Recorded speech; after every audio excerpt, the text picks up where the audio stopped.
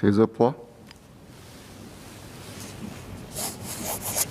Permission to take my 3 cards together? Yes, please.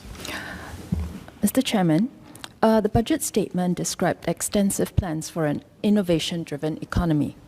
To thrive in an innovation-driven economy requires more than the acquisition of technical skills and scientific or professional knowledge, but also a mindset that is ready and able to challenge established norms or widely accepted thinking, not afraid to fail, and ever ready to try again, and an eagerness to navigate the unknown. Can the Minister share with us what are the plans to prepare our students for an innovation-driven economy? Next cut.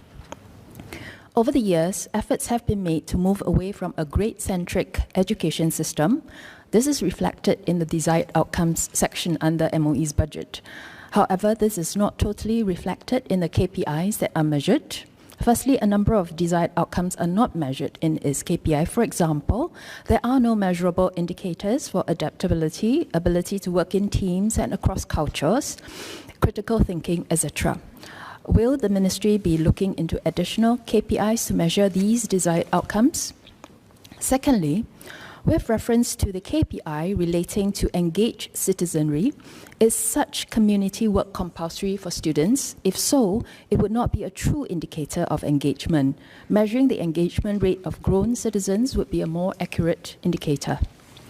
Finally, whilst this is not included in the desired outcome, would the Minister consider additional KPIs to measure equity outcomes? For example, the percentage of students from the bottom quintile that are top performers. Next cut. Here I declare my interest as an operator of a private school. During the course of my work, I came across students who dropped out of secondary schools, but after working for a few years, decided that they needed to go back to school.